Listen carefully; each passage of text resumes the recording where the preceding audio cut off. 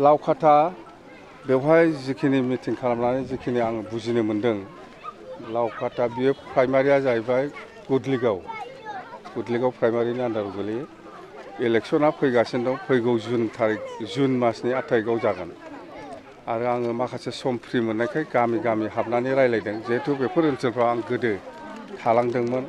आन्दलन समाव बहुद बार बेरायदों आं मिथिजोबगौ खिन्थु 25 बोसोरसो जाबाय आं बेफोर ओनसोलाव फैयैया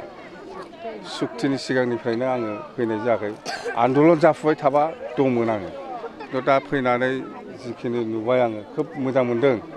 जथेस्थ' डेभेलप जायाखै जेरैबायदि नांगौ ओरै डेभेलप खालामनो हाजोबाखै आरो सम्भबबो नङा बियो जेखिजाया आगोलाव मा अबस्थामोन दिनै बहुद सोलायनाय नुदों आरो हयथ' मावबावनांगौ बहुद समस्या दंबावो बेखौ आं मावलांगोन आरो जोबोद मोजां सेम्बला बिपिएफआनो देरहागोन बे कख्लाबारि समस्थियाव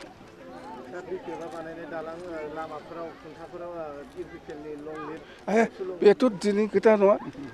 बिपिएफआ बानायनाय दालाङानो होन लामायानो होन फाखा लामा दालां बेफ्राव बै प्रमद बर'आ एबसु लं लिभ न बड'लेण्ड नरेश लिरलाबायदों बेफोरो बबेनिफ्राय मोन्दों फालाय गावनो गामसा गाननानै बड'लेण्ड ट्रेन्सफराव गाखोनानै हाग्रामा महिलारि मुर्दाबाद लिरो जों बानायनाय दालां जों बानायनाय लामानि सायावनो प्रमद बर'आ हाग्रामा महिलारि मुर्दाबाद हाग्रामा महिलारि गो बेक ओमफ्राय एबसु लं लिभ लिरलाबायो बेफोरखौ बुजिनो बाखि गैया आगोलाव मा दंमोन जों दिनै मा मावदों गासिबो जेसेबां मोजां मोजां दालां मोजां मोजां लामा बानायदों बेवहाय गासिबो एबसु लं लिभ हाग्रामा मुर्दाबाद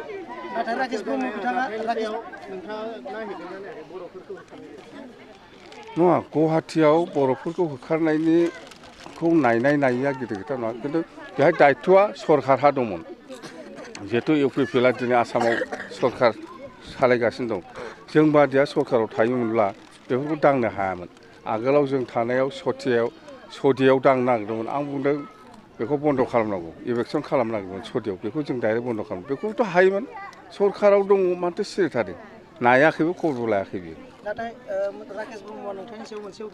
बे राकेश बिसिनि जाम्बानि खोथाखौ आं दा रायलाय राजेश बेफोर जाम्बा बुरबकनि बे बुरबकनि खोथाखौ आं दा हा